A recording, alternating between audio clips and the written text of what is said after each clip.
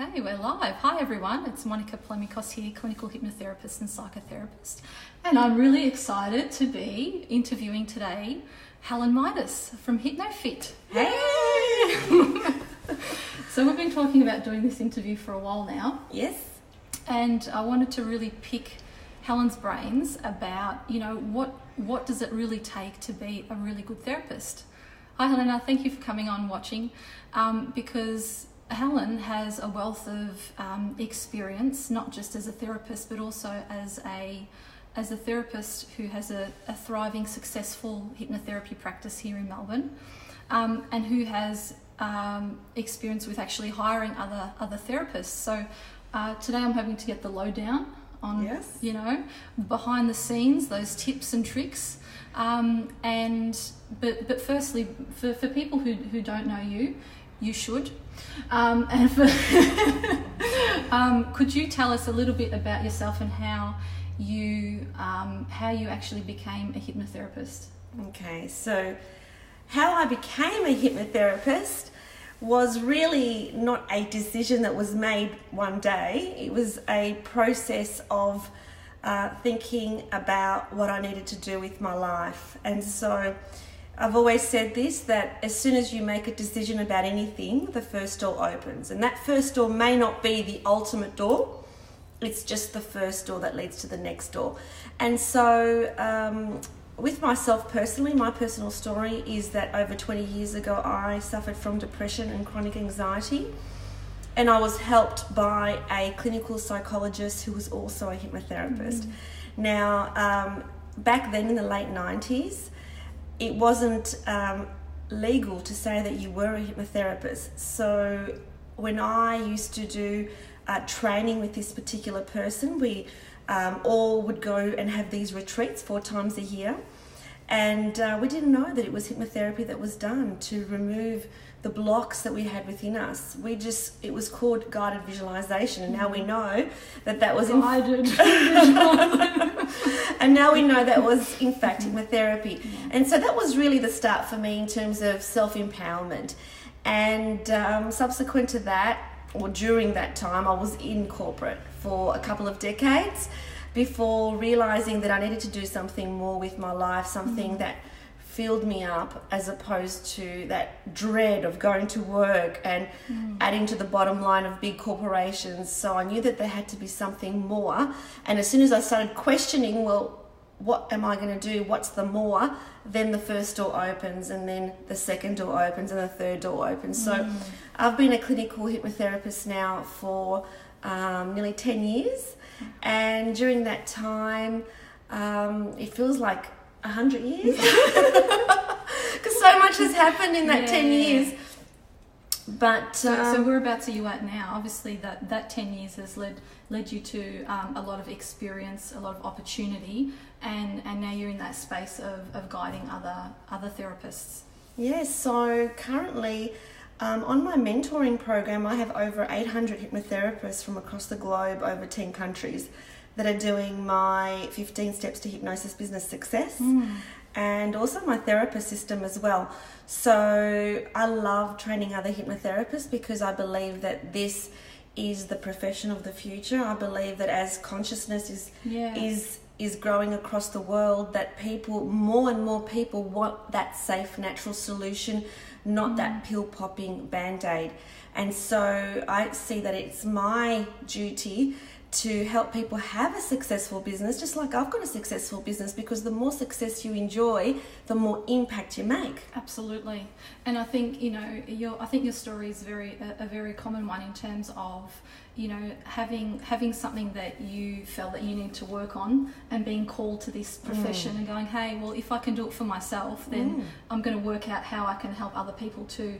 So I think therapists collectively have got this one thing in common, that it's that they have this genuine desire to want to help and assist. Most of us do. Most of us have experienced some sort of challenge, some sort of adversity, and because we have found what seems to be the answer and the solution to that, we want to pass it on to others. We want to share it. Yeah, absolutely. So let's get straight into it. broadly speaking, you know, there are some key skills and some key things that are required to be a really good therapist. So what for you are those key skills? Okay, well, the first thing is, the most important thing for me is the person needs to be personable. So they need to look friendly. They need to come across in a friendly manner. So people, oops, hang on, I thought I switched that off. I'm so sorry. So people want to work with people that they like. And so the first thing that I say to hypnotherapists is, have a look at your profile picture on Facebook. Do you look friendly? It doesn't matter whether you look like you've got a few extra kilos or not, because, you know, I've told people, don't put that picture, you don't look friendly. And they say, oh yeah, but I look slim in this picture. It doesn't matter. What people care about is how friendly you look. So whether you're someone that they would like to be, you know, they want to be part of your space. Yeah. Not intimidated. So inviting. Personable. Yeah. So that's the first thing. The next thing is that you need to be a therapist that creates an environment of trust. So that the client feels that they can actually say anything to you. So quite often, you know, here at HypnoFit, so many clients say, wow, I've been seeing a psychiatrist for 15 years, this is the first time I've said this, and this is on the first session. So clients need to feel that they trust you with their information, and that you're not going to judge them. So no matter what they say, they trust that you have their best interests in mind, and you're not going to think, oh, you know, what a crazy person, that you're with them all the way. So just so far on those 2 points, one is personable, and the second thing is trust. They need to be able to trust their therapist, that they will not be judged for whatever comes out of their mouth. So how does someone convey that? I think the way that they convey it is, first of all, you know, to really feel it, because people can feel energy. And so if you are a therapist that has a lot going on internally, then you need to sort your own stuff first. Absolutely. Before you help other people, because you may say, oh, you know, I don't have any judgment about that, but if your energy implies something different, you go, oh really? Exactly. So they know how you feel, and so you need to make sure that you come across as non-judgmental, because you are non-judgmental. Yeah. Because you've cleared all your stuff, and so you really are not judging the client sitting in front of you for whatever actions that they've taken. And I think that's, you know, that's where that clinical supervision also comes into play as well, in talking about, you know, things that your client may say may actually give you a rise, or may kind of, you know, work you up the wrong way. Yeah. You know, and taking that to supervision and having that explored by more experienced, you know, supervisors and people who have been ahead of you can actually help you unpick and see where actually that's coming from, so that it doesn't happen to the, you know, to the next client. Absolutely. Yeah. What else? Okay. The next thing is, you know, as therapists, it's really important that we don't sit there telling, this is what you should do, this is what you could do, that we ask the right questions. And questions are really powerful. It's not powerful to be telling somebody something. It's powerful for them to have the realization about what the answer is and have their own aha moment. So the power is in the questions, not in telling. Because when you're telling, you're not empowering. Well, that could be reading a book or watching a movie. Exactly. We're not here to just, you know, give out information. We're here to ask the right questions so that they come up with their own answers, because, you know, my belief is that every person has got infinite wisdom within them. Yeah. So it's not anything wonderful or incredible that we say to them, because we're not wiser. All we do is we're able to unblock the blocks and facilitate connection to their own inner wisdom. And so that's our role as a therapist. It's not to tell, it's to ask and to help them make the connection. I always, that reminds me, you know, whenever a client says, oh, thank you so much, you've helped me so much, I always say to them, oh, look, I just ask the right questions. Yeah, I just ask the right questions, because it's always them who, you know, have made the connections for themselves, or who has tried on something new. You know, it's only spend an hour with them. But it's all those other hours of the week that they actually have to live their life. They have to implement. They have to, you know, see changes in their environment and the way that they do things in a different way. Exactly. So we're there to facilitate. We're not there to tell. Yeah. Because we're not there most of the time. Exactly. So Helen, you know, you've here at HypnoFit, you've had a number of different members of staff who've had, you know, quite, you know, an extensive practice and history. And so, you know, what are those key things, you know, that you've seen as an employer that, you know, that you can't teach, that makes a therapist really good? I think that one of the things is, well, I've already said, to be personable, and to have that kind of energy where they are in a good space themselves. So they are in a good space themselves in their own life, and so therefore they're going to have that energy in my clinic. So that's the first most important thing. And so you can tell just by observing? Just by being in their space. So just by being around them, I can tell whether that person has the right energy for the space that I want to create here at HypnoFit. That's the first thing. That's cool. The second thing is therapists that don't have an ego. And so what do I mean by that? Because, you know, you might have a therapist working here who's had a lot of experience, but then if you suggest perhaps an alternative way of doing something, they're like, I've been doing this for years and I've had a lot of success and I really don't need to hear that, and then take that as offensive, then there's an issue there, because there's an ego issue there. It's that therapist is not coming from a place of love, they're coming from a place of ego, where it's almost like, you know, they're being offended by me daring to say, this is perhaps another way you can look at it. So somebody who's prepared to leave their ego at the door, who is prepared to come in and listen to, you know, other ways of doing things that might be beneficial for that particular client, because there's always more than one way. Absolutely. So it's that same quality of being open and non-judgmental with your clients that also makes a good therapist in a practice, and in an established practice. Exactly. Another quality would be that type of therapist. You know, there are some therapists who are enablers.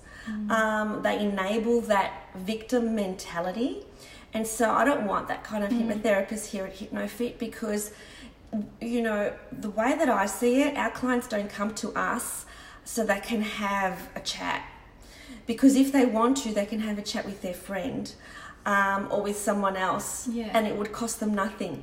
So they're here so that we can challenge them and we can question their beliefs, and we can, you know, question it in a way that is loving, but it doesn't enable that victim mentality. So pretty much like a strong love type of approach, like a hard love type of approach, where, you know, you're being the therapist, you're the professional in the situation, but coming from a place of love, because ultimately you want to help them and you want to help see them succeed. Exactly, and see them succeed. That's right. So, you know, some people who are watching this might be saying, oh, well, that's all fine and good if you're experienced and you have all of this, you know, you have all of this training and you've been in the field for a number of years. But what about those new, maybe those new graduates or people who are new to therapy? You know, what is it about them that, you know, you can see already? Like, you know, for instance, you know, when I first started working at HypnoFit, you know, maybe you tell the story.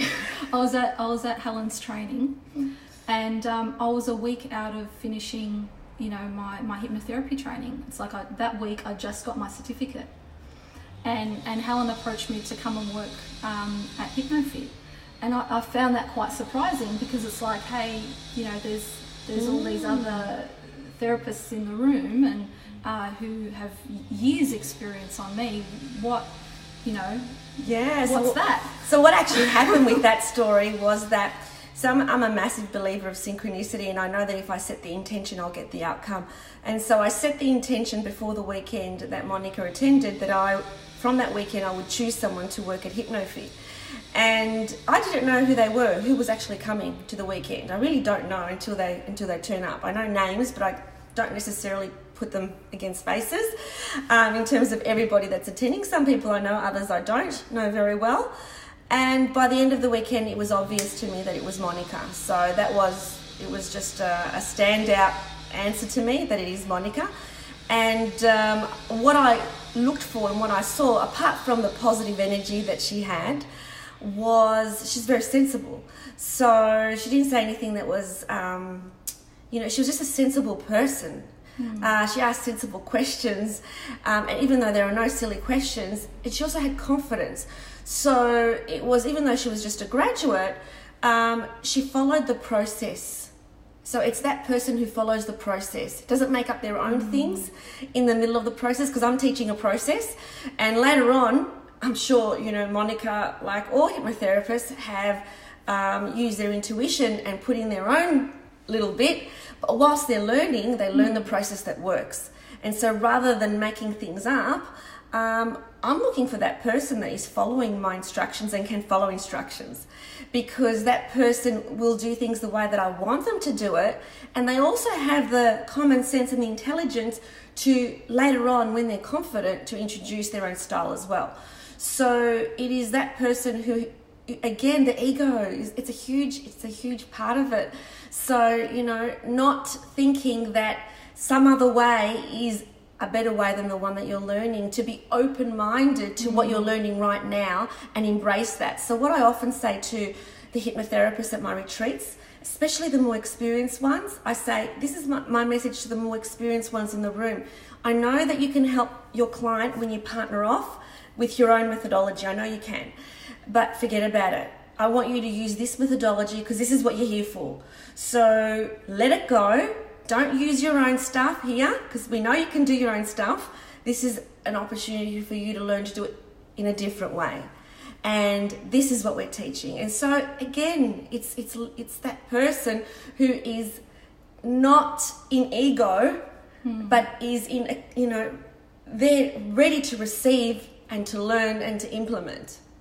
And also what I heard from that is, if you are a new therapist, and if you have just finished your therapy school or hypnotherapy or counselling or what have you, that you do have something to use right now if you're following the system, if you're following the instructions that you've been given.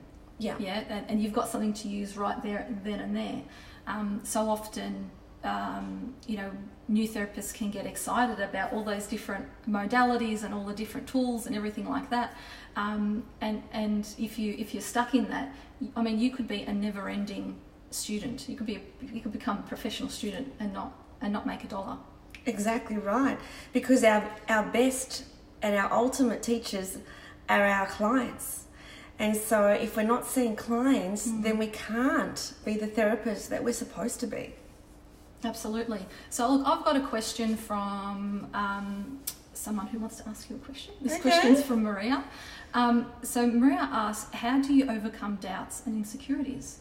Okay. It's a really good question. Yeah. So every time you are growing personally or business-wise, or every time you're going to the next level, doubts and insecurities are part of it. And so it's not about overcoming them and pretending they're not there. It's more about acknowledging that that's part of the process. So it's part of the process to have doubts, and it's part of the process to have insecurities. But you can't move on until you just forward. So with myself, every time I have doubts and insecurities, it's an acknowledgement. Oh yeah, I've got doubts again. I've got insecurities again. Let's do it. So you've got to do it regardless. So the more you step outside your comfort zone, the more you are in that mode of stepping outside the comfort zone all the time and doing something different. So when you're seeing a client, The most important thing is their confidence in you. So even if you're scrambling underneath the surface, you need to appear very confident with what you're doing. Composed. Even if you're not. Because what studies have found is the number one factor of success for your clients is their confidence in you. And so you need to appear confident. And, you know, that as you appear confident, you will become confident. So whatever you do, act as if, and then you are. So it's very important that, you know, your clients do not see your doubts and do not see your insecurities, that happens behind the scenes. Yeah. And it's also that, you know, that part of kind of instilling hope, isn't it?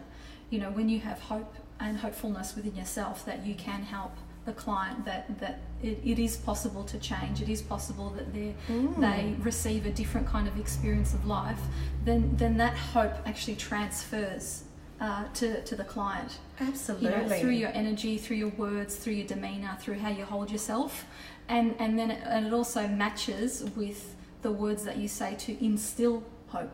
Yeah. So you know, you can be giving hope in terms of your energy, but also the words that you say to instill hope that there is and there can be a difference. There can be a different scenario, a different life for them. Yeah, absolutely, 100%. Excellent. Thank you so much. So I've got one, maybe a couple more questions for you. But you know, I'm sure that there are some therapists here who would really appreciate knowing. Yes, we've covered in terms of the interpersonal skills and what you need to have, but you know, what training and what kind of modalities and tools and techniques have been most helpful for you and that you can see value in?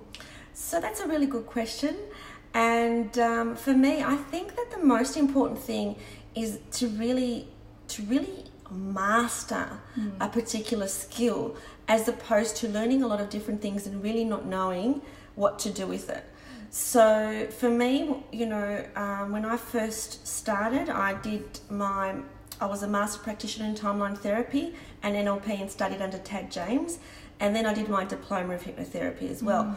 So I have modified it significantly in terms of the way that I use timeline these days, and that comes under my ultimate hypnotherapist system, and the way that I train my hypnotherapists is quite different to what I originally learned. But when I originally learned that, I mastered it before I changed it. So I used it exactly as it was with every single client, for thousands of clients, before I changed it. So I think that what you need to do, when I say master, what does that mean? It means using similar sort of techniques for all different types of clients, so that you know that no matter what happens in the room, you're able to help your client, because you've basically become a master of that process. So don't be afraid to read things. So although, you know, 10 years later, obviously I'm not reading stuff, I definitely was when I first started, you know, and there's no shame in that. And I come up against lots of hypnotherapists who say, oh, you shouldn't be reading, you should just, you know, it all should be, it all should come out naturally and intuitively and so on. When something is done well, why not use it? Exactly. So why not read it? If it works. If it works. And so, you know, at the beginning, that's what I did, because that works. Just like when you're learning a new recipe, when you're cooking, and there's a picture there and there's a recipe, if you follow those steps, you will get that picture. So same with what you learn. So rather than improvising to begin with, use it as it's intended, and it will work. And then when you have the confidence, add to it, take away from it, change it. So really, you know, what I suggest that you do is that you learn a technique really, really, really well. So we had this term, going deep, going a mile deep, rather than, you know, and an inch wide rather than a mile wide. And an inch deep. Yeah, absolutely. So that's what I think. Beautiful, and really embedding that skill. And another thing that I would suggest is that when I first started, I asked a lot of questions to people who were already, you know, further ahead in the journey than me, because all of us have people ahead of us and people behind us. It's just the way it is. And so as soon as I was at a training event, or anywhere, and I knew or connected with someone, maybe the speaker, maybe the person I was sitting next to, that knew more than me because they had seen more clients than me because I had just started, I would be pen and paper asking them questions. So what do you do when this happens? And what do you say when this happens? And what happens when this? And, you know, really implementing from those that have done it before me. You know, I remember that story. I'm laughing because I remember the story you telling me What? of you attending a training and you followed them into the toilet. True story. True story. I'll tell you where that was. That was at the Professional Speakers Association convention. And I always, during the breaks, would pick people's brains, would not let them eat. So there was someone I was having lunch with, and I was asking her questions and writing. So what do you say when this happens? And what do you do when this happens? And it was time to go back to the session, and she said, Helen, I really need to go to the bathroom. You can follow me if you like. And I went, okay. And so I followed her into the bathroom when she was in the bathroom, and I was standing outside still talking to her. So you've really got to have a hunger for getting the answers. So that's stronger than your insecurity of going, oh, I don't want to. Exactly, you know, exactly. It never ceases to amaze me as to how many, you know, presentations I do. There's always a couple that come and ask these questions because I always welcome that. And I know that they're going to succeed because they're asking questions, and there's others who don't ask any questions. So when you have a speaker, when you have a trainer, when you're in the presence of someone who has more experience, Utilize. Ask. It's an opportunity. Ask questions. Don't be so proud or so ego-driven that you can't possibly ask that person a question. You know, and it didn't matter the age. I remember my very first training that I did with hypnosis, very first training, which was just a 3-day event. One of the most experienced people in the room was a young man who was a lot younger than me. But I did not hesitate to pick his brain. It didn't matter that I was older than him. He knew the stuff better than me because he was more experienced at the time. He entered it really early in his life, and I entered it really late in my life. And so, you know, let go of the ego and ask questions and find out the answers. There's always answers, there's always methodologies, there's always systems that people use that people have learned before you.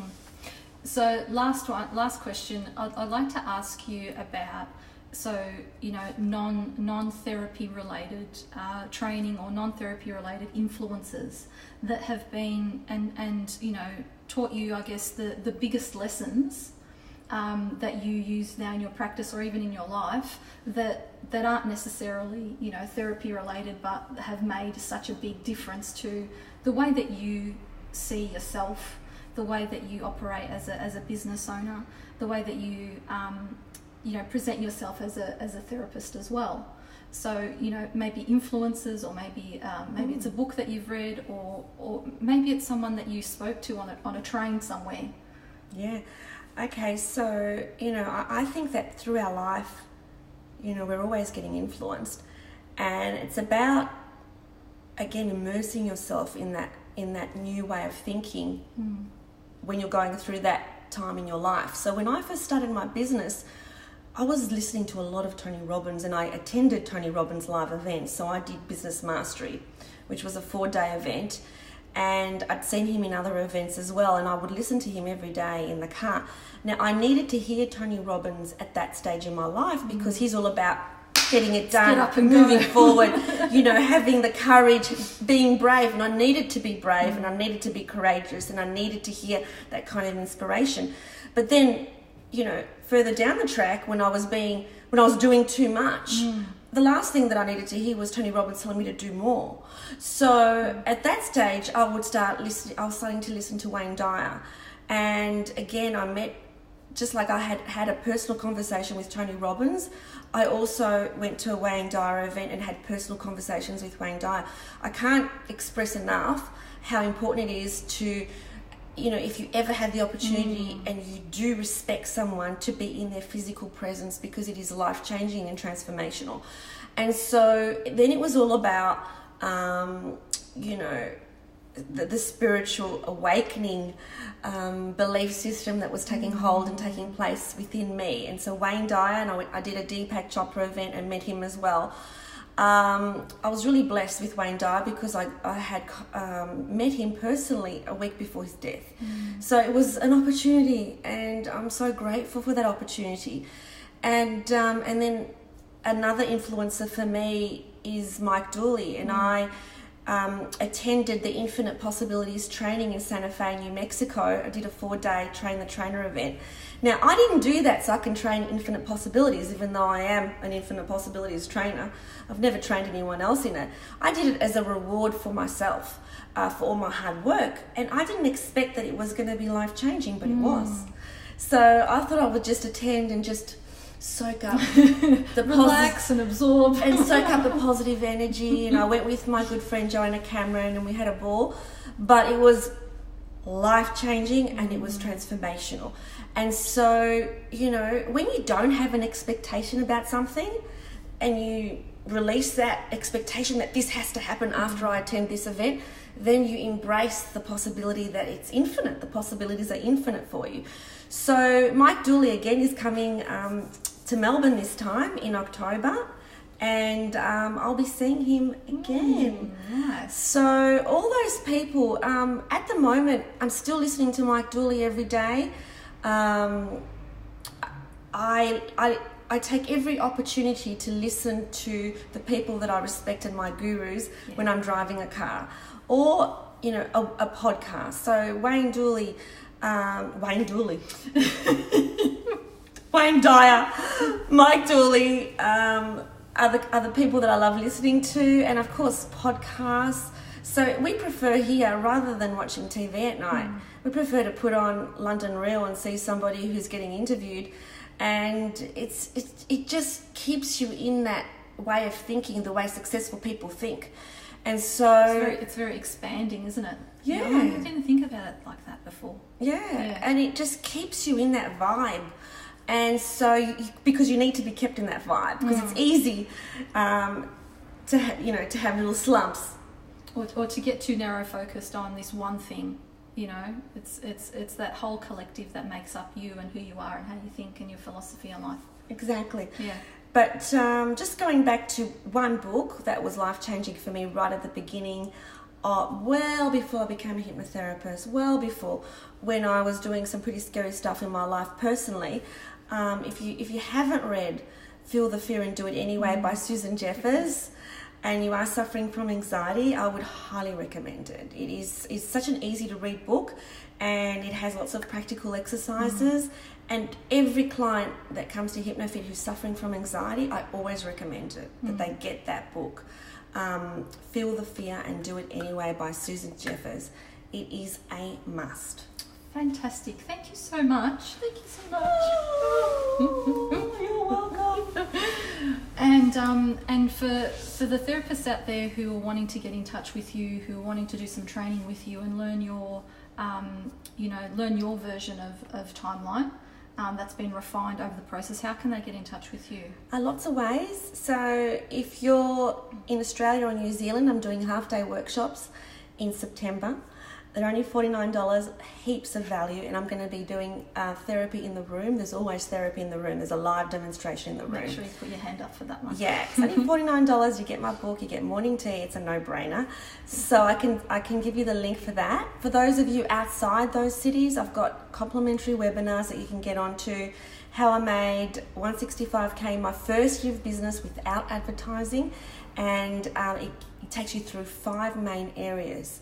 And that's completely, I'll offer that complimentary, usually $197. Thank you very much. And so we'll post the link or the website where you can get that here. Yeah, I'll send that to you. Beautiful. Okay. Thank you so much, and thanks everyone for watching. Okay. Bye for now.